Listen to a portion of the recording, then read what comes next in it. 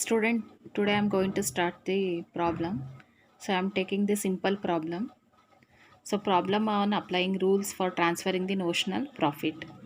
So here the problem, they have given the material, wages, other expenses. These all are three expenses which will come in the debit side of the contract account. So before you go through the problem, so keep the format with yourself to compare the debit and credit side. So these three all our expenses will come on the debit side of the contract account. Rupees 2 lakh was received by the contractor being 80% of the work certified. Work certified ಎಷ್ಟಾಗಿದೆ ಅನ್ನೋದು ಗೊತ್ತಿಲ್ಲ. ಆ work ಸರ್ಟಿಫೈಡಲ್ಲಿ 80%ಅಲ್ಲಿ cash ರೂಪದಲ್ಲಿ cash ಅಮೌಂಟ್ನ ತೊಗೊತಿದ್ದಾರೆ. ನಾವು last ಟೈಮೆಲ್ಲ discuss ಮಾಡಿದ್ವಿ work certified ಅಂದರೆ ಏನು ಅಂತ. Work certified means the certified given by the architect. So ಒಂದಿಷ್ಟು ಅಮೌಂಟ್ ಕೊಡಬೇಕು, ಇಷ್ಟು ವರ್ಕ್ ಆಗಿದೆ ಅಂತ ಅವನು ಮೆನ್ಷನ್ ಮಾಡಿರ್ತಾನೆ. ಆದರೆ ಇಲ್ಲಿ ವರ್ಕ್ ಸರ್ಟಿಫೈಡ್ ಎಷ್ಟು ಅಂತ ಕೊಟ್ಟಿಲ್ಲ. ಅದರಲ್ಲಿ 80% ಅಮೌಂಟ್ ಅಂದರೆ ಎಷ್ಟು, 2 ಲ್ಯಾಕ್. ಸೊ ಇಲ್ಲಿ ಕ್ಯಾಶು ಎಷ್ಟು ಬಂದಿದೆ ಅಂತ ಕೊಟ್ಟಿದ್ದಾನೆ, ಕ್ಯಾಶ್ ರೇಷಿಯೋನು ಕೊಟ್ಟಿದ್ದಾನೆ. ಇದನ್ನು ಕ್ಯಾಶ್ ರೇಷಿಯೋ ಅಂತ ಕರಿತೀವಿ. So cash ratio have been expressed in the percentage. So ಅದು ಎಷ್ಟು ವರ್ಕ್ ಸರ್ಟಿಫೈಡ್ ಅಮೌಂಟ್ ಅನ್ನೋದು ಗೊತ್ತಿಲ್ಲ. ಅದರಲ್ಲಿ ಇವಾಗ 2 ಲ್ಯಾಕ್ ಏನು ಮಾಡ್ತಿದ್ದಾರೆ, ಕಾಂಟ್ರಾಕ್ಟರ್ ಕೊಡ್ತಿದ್ದಾರೆ. ಎಷ್ಟಿದೆ ಪರ್ಸೆಂಟೇಜು, ಕ್ಯಾಶ್ ರೇಷಿಯೋದು 80% ಇದೆ. Work done but not certified, work uncertified ಅಂತ ಕರಿತೀವಲ್ಲ, ಅದೆಷ್ಟಿದೆ 5000 ಇದೆ. ಕಾಂಟ್ರಾಕ್ಟ್ ಪ್ರೈಸ್ ಎಷ್ಟಿದೆ 3 ಲ್ಯಾಕ್. ಸೊ ಕಾಂಟ್ರಾಕ್ಟ್ ಪ್ರೈಸ್ ಇದು ಆ್ಯಕ್ಚುಲಿ ಇನ್ಕಂಪ್ಲೀಟ್. ನೋಡಿ ಇಲ್ಲೇ ಪ್ರಾಬ್ಲಮಲ್ಲಿ ಮೆನ್ಷನ್ ಮಾಡಿದ್ದೀನಿ, unfinished contract. The contract have not been completed yet. So unfinished contract ಆಗಿರೋದ್ರಿಂದ ಇಲ್ಲಿ ವರ್ಕ್ ಸರ್ಟಿಫೈಡು ಬರುತ್ತೆ ಮತ್ತು ಅನ್ಸರ್ಟಿಫೈಡು ಬರುತ್ತೆ. ಸೊ ಯಾವುದ್ರಲ್ಲಿ ಬರುತ್ತೆ,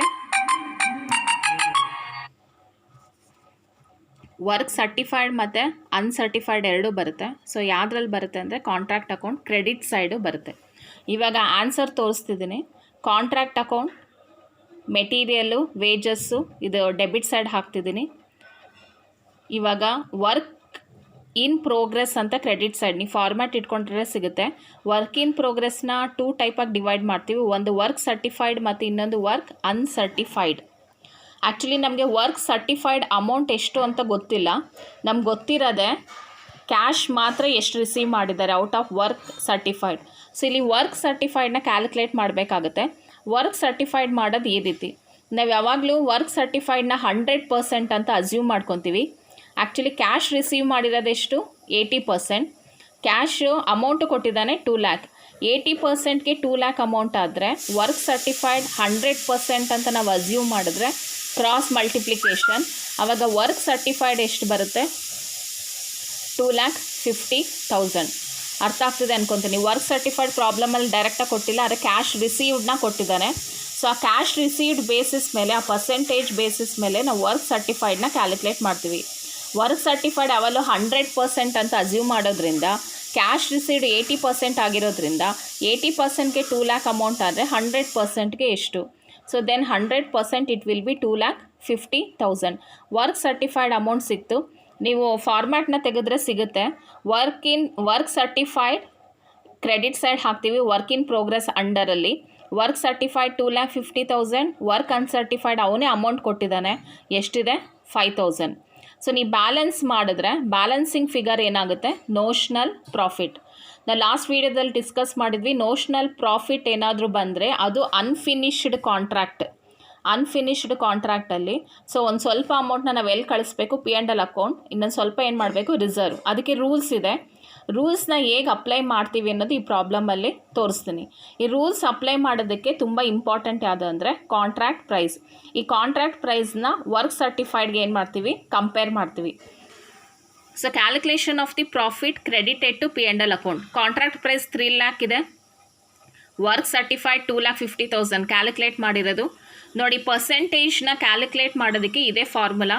ಏನು formula, work certified divided by contract price into 100, you will get 83.33%. ನಿಮ್ಮ ಕಡೆ ಫಾರ್ಮ್ಯಾಟ್ ಇದೆ, ಆ ರೂಲ್ಸ್ನ ತೆಗೀರಿ. ಫಸ್ಟ್ ರೂಲ್ಸು ಲೆಸ್ ದ್ಯಾನ್ 25% ಇದೆ. Second rules more than 25 to 50% ಇದೆ. ಥರ್ಡ್ ರೂಲ್ ಇದೆ ನೋಡಿ 50% ಟು ವಿತಿನ್ 90%.